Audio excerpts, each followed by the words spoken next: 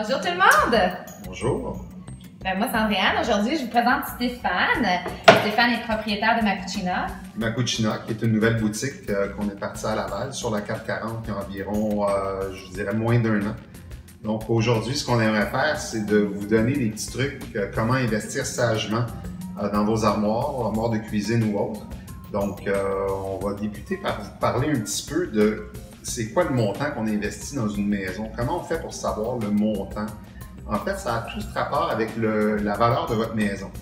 C'est fort simple. Si on veut savoir, on investit généralement, on devrait investir, si on veut récupérer l'investissement à 100% dans un délai qui est relativement court, donc revendre notre maison dans les 2-3 prochaines années, on ne devrait pas réellement investir plus que 5 à 6% de la valeur de la maison. Donc, quand je dis 5 à 6%, ça comprend les armoires et les comptoirs. Évidemment, tout le reste, comme les électroménagers, tout ça, vous allez partir avec. La céramique et tout ça et les dosserets ne font pas partie de ce calcul-là.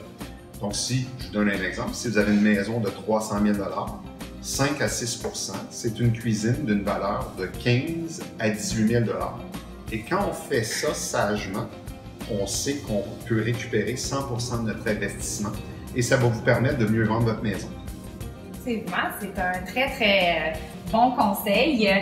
Moi, personnellement, j'aime beaucoup les belles cuisines, puis je me demande toujours, qu'est-ce que je dois faire pour bien investir, mais en même temps d'avoir le plus beau look possible. Fait que dans le fond, aujourd'hui, tu vas nous présenter un petit peu les différents produits qu'on peut mettre dans une cuisine au niveau des armoires sur mesure.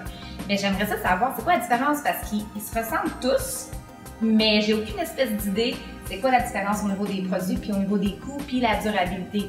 C'est super important pour moi quand je magasine pour une cuisine.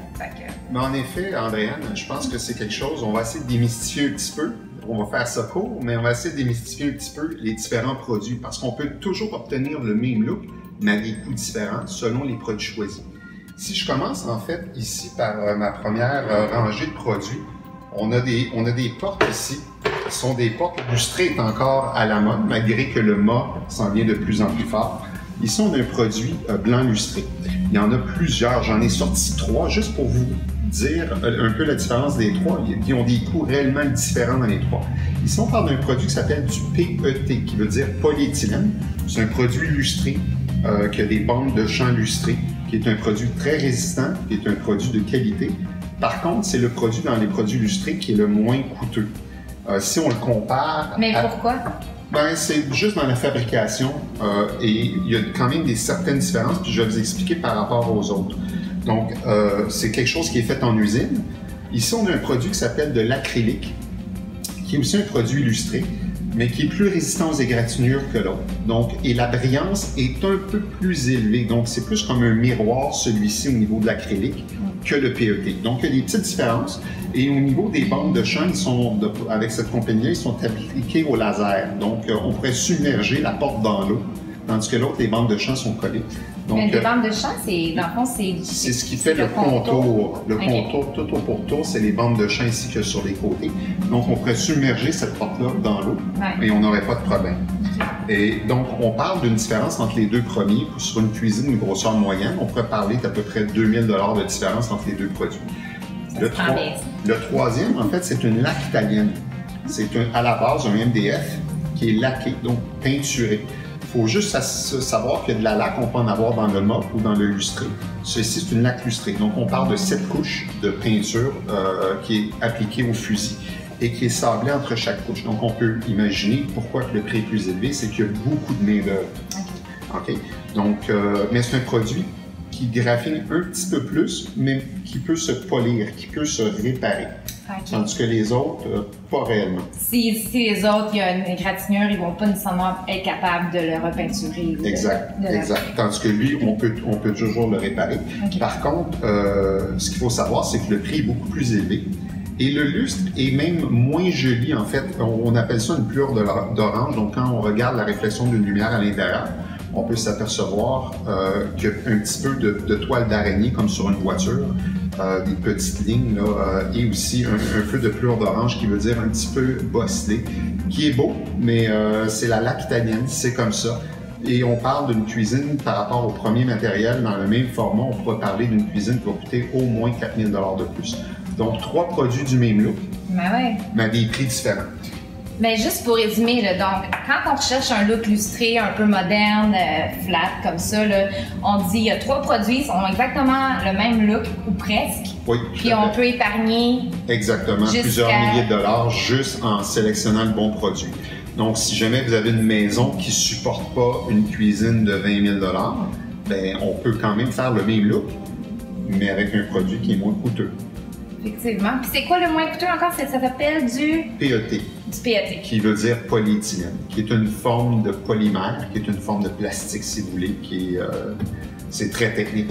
Et très durable, donc c'est ça le plus important, puis super beau. Fait que, super. Donc, si quelqu'un aime moins le look de porte droite, on peut aller avec une porte shaker. Ouais. Et encore là, on va essayer de démystifier un petit peu la différence. Il y a des coûts différents là-dedans. Ici, je tiens une porte qui est en thermoplastique, donc qui est un PVC. C'est des moulures. À l'intérieur de ça, on parle que c'est toujours du MDF qui est le support de tout ça. Et donc, c'est très résistant au choc. Ça ne peut pas éclater ou chipper, dans le bon français, comme une peinture. Donc, c'est quelque chose de bien. C'est un polymère. Il existe dans l'équivalence le polyester, qui est le même look, qui est à peu près dans les mêmes prix. Peut-être le polyester est le moins cher des portes shaker. Donc, qui est encore une matière plastique polyester qui fait le même look. On peut avoir aussi un petit peu plus cher, par contre, qui donne un look un petit peu plus noble, le MDF laqué. OK. Donc, la laque, c'est pas une laque lustrée, par contre, c'est une laque mat. Donc, on n'a pas la toile d'araignée, là. Non, c'est ça. Donc, c'est quelque chose de plus mat. On peut avoir des lustres différents, 10, 20, 30% de niveau de lustre. Et encore là, c'est laqué.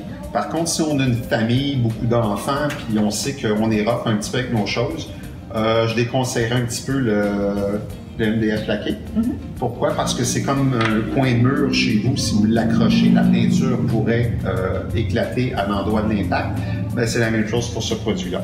Donc, si on a une famille, on va faire attention, c'est pas nécessairement le meilleur produit. Probablement pas. Les 2 autres produits étant des produits de polymère, des produits plastiques, vont être plus résistants. Et on peut obtenir sensiblement le même résultat. Shaker, si on voulait, là, j'en avais pas de porte shaker, mais ça, c'est une porte de bois. Donc, on peut avoir une porte de bois avec une couleur pâle, comme on veut. Par contre, il faut juste s'assurer ici, vous voyez, les petites rainures, ils ont été faits de façon volontaire parce que la laque pourrait craquer avec le bois. Donc, on crée une petite ligne volontaire pour éviter justement ce look-là. Juste une petite question. Ça, quand c'est en bas comme ça, on peut le repeinturer, hein? On peut le resurfacer comme... Oui, on pourrait toujours. Dans le bois et le MDF, on pourrait éventuellement changer de couleur. Dans les 2 autres produits, c'est pas quelque chose qu'on pourrait resurfacer. Mais le bois et le MDF, c'est des produits qu'on pourrait... changer la couleur éventuellement si jamais. Ou réparer, parce que oui, ça se répare. Les autres se réparent pas. Donc là, la différence sûrement du coût, si on regarde, dans le fond, si on veut épargner de l'argent, c'est quand même durable d'y aller dans le thermoplastique ou le polyester. Ou le polyester.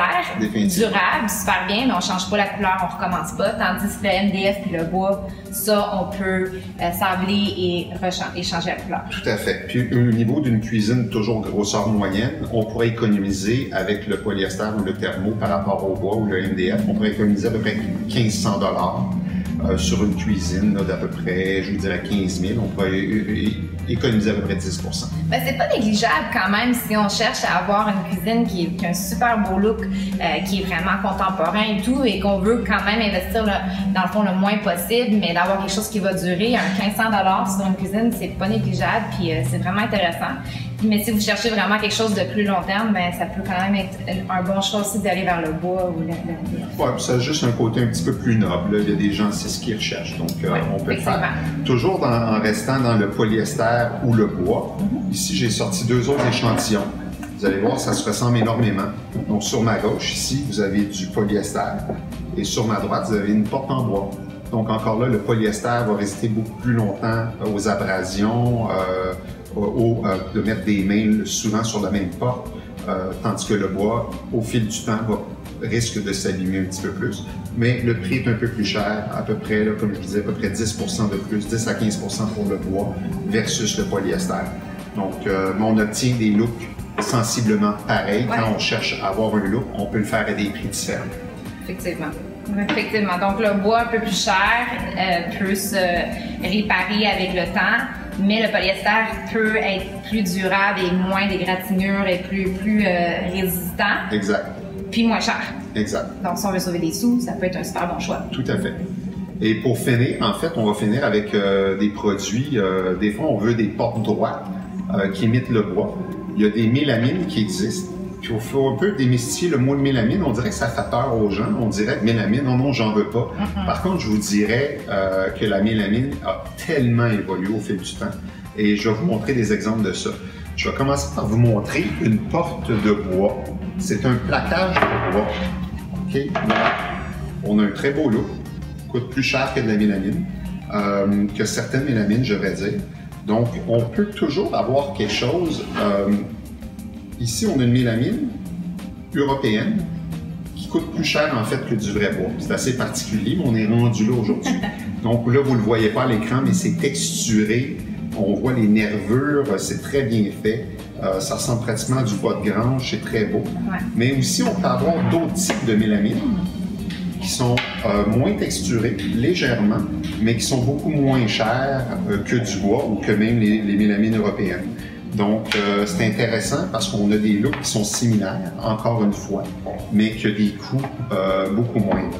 On parle de quoi? Si, mettons, on dit ça ici, c'est vraiment un super beau look, c'est de la mélamine, mais on dit, c'est comparé au bois plaqué ou à... C'est quoi un petit peu la différence? Évidemment, ça dépend des plaquages de bois, parce que dans le bois, on peut avoir de l'érable, on peut avoir du merisier, on peut avoir du chêne, on peut avoir du noyer, on peut avoir du frêne, on peut avoir du frêne brossé. Il y a tellement de variantes, c'est un peu difficile à dire, mais encore une fois, une cuisine de grosseur moyenne, là, on peut faire une économie. Ici, on va à une mélamine plutôt de base, puis on va à un bois un peu plus exotique. Là, il peut y avoir plusieurs milliers de différences dans la même grosseur de cuisine, parce qu'on est parti d'un bois un peu plus exotique à une mélamine un peu plus standard, mais qui sont magnifiques, qui ressemblent énormément à du vrai bois.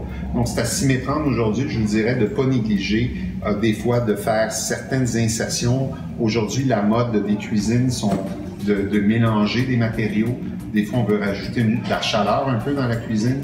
Donc, au lieu d'aller avec du vrai bois, on peut mettre des insertions de mélamine à des endroits, faire des niches ouvertes en mélamine qui nous donnent un look magnifique, puis on va sauver quand même beaucoup d'argent. Oui, puis bien franchement, je touche les matériaux.